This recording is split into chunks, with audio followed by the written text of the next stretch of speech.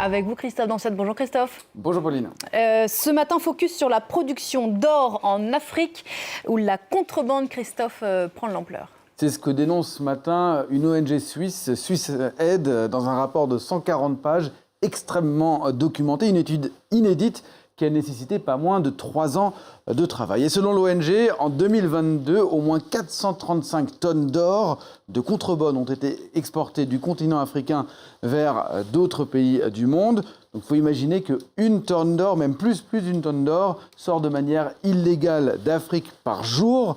C'est les 3/4 de la production artisanale pour une valeur de plus de 30 milliards de dollars. Alors 30 milliards de dollars, j'ai fait le calcul, ça représente le PIB du Burkina Faso et du Mali réunis, pour vous donner une idée, Pauline.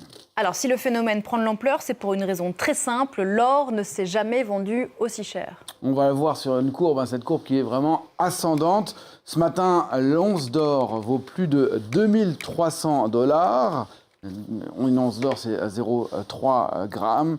0,30 grammes, pardon. Ça veut dire que chaque kilo s'échange environ 70 000 dollars sur les marchés. Et à ce prix-là, nul doute que quand on peut trouver de l'or, qu'on se trouve en Afrique, qu'on peut revendre cet or, eh bien, on se lance. On abandonne parfois ses activités de berger. C'est d'ailleurs ce qu'avait constaté notre reporter Stéphane Ballong lors d'un reportage l'année dernière en Ouganda. On va écouter un extrait.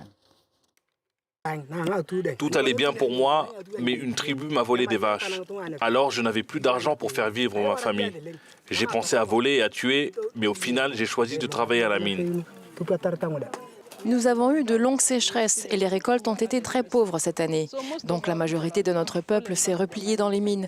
Quand vous possédez un troupeau, vous n'êtes pas en sécurité. Mais quand vous avez un peu d'or, vous pouvez toujours le vendre. Alors, il faut savoir que jusqu'à 1/3 de la production mondiale d'or, elle provient d'Afrique, principalement de pays comme le Ghana, l'Afrique du Sud, le Mali, le Burkina Faso ou encore la Côte d'Ivoire. Dans ces pays, il y existe une production industrielle ou semi-industrielle qui peut soulever certes des questions, mais qui globalement est mieux contrôlée. Ce qui aujourd'hui pose problème et qui est mis en avant dans ce rapport, c'est la production artisanale qui, selon l'OCDE, fait appel à des formes simplifiées d'extraction et de transformation et qui demande également beaucoup de main-d'œuvre. Cet or artisanal, Christophe, qui est le plus souvent sujet à la contrebande, c'est même les 3/4 de la production. Pour voir à quel point c'est important, je vous ai fait un petit schéma pour vous prendre l'exemple d'une mine qui se situerait au Burkina Faso. L'or va être acheté de la mine par un négociant à Ouagadougou qui va le plus souvent l'envoyer ensuite par avion dans des bagages à main, dans les soutes, parfois dans des jets privés en direction de Dubaï, aux Émirats Arabes Unis, qui est devenue la plaque tournante de l'or dans le monde. Là, il va être raffiné et envoyé ensuite sous forme de lingots, très souvent en Suisse, qui est la deuxième plaque tournante si on veut, puisque la loi helvétique, eh bien, elle retient comme origine le dernier lieu de transformation. Donc finalement, on aura perdu toute trace de l'Afrique. Et en l'occurrence, le dernier pays de transformation, ce sera Dubaï. Donc celui qui va l'acheter, il pensera que ce sera de l'or de Dubaï. Et en quoi est-ce que ça pose problème ? Ça va poser des problèmes parce que l'or de contrebande ne va pas être taxé, donc c'est des pertes de revenus pour les États. Ça pose aussi des questions en termes de violation des droits de l'homme, de financement des conflits ou encore du terrorisme, des problèmes de sécurité aussi. J'ai justement posé la question à Marc Hummel, qui est l'un des co-auteurs du rapport de Swiss Aid. On a vu qu'il y a énormément d'accidents, d'éboulements et des personnes qui perdent la vie. Il y a un problème de perte de revenus aussi pour les mineurs artisanaux, donc ils ne vont pas bénéficier ou être payés à leur juste valeur, notamment du fait qu'ils dépendent de financeurs peu scrupuleux et de ces circuits clandestins. Et ensuite, il y a les populations locales qui ne vont pas bénéficier de l'État qui perd des ressources parce que cet or est exporté en contrebande, il n'est pas taxé et cet argent n'est pas investi dans le domaine de la santé ou dans le domaine de l'éducation, par exemple. Voilà pour le constat. Que faire ? Comment changer les choses ? Alors le rapport, il insiste d'abord sur une chose, il ne faut pas criminaliser les mineurs d'or artisanaux qui doivent pouvoir continuer à vivre.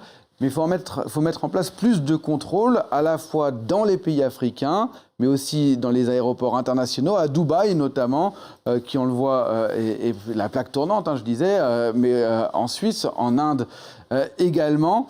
La Suisse qui travaille sur une loi de douane pour renforcer le cadre légal, et ça c'est une bonne chose, disent les auteurs du rapport. Cette loi, elle pourrait être adoptée au mois de novembre. Et puis il y a aussi les grands joailliers, les horlogers, les banques qui ont également un rôle à jouer en contrôlant davantage leur chaîne d'approvisionnement. Et puis nous aussi, consommateurs, hein, pourquoi pas, en exigeant davantage de traçabilité. Si un jour j'avais envie, à la fin d'une chronique, de vous offrir un collier comme un bracelet comme celui-là, eh ben, il faudrait que je fasse attention à la provenance de cet or. On a tous des rôles à jouer. Et si le sujet vous intéresse, vous pouvez revoir sur le site internet de France 24 l'excellente enquête de notre consoeur correspondante en Afrique du Sud, Caroline Dumais. Reporter Le Doc, les routes de l'Orsal. Merci beaucoup Christophe, c'était l'Info Éco.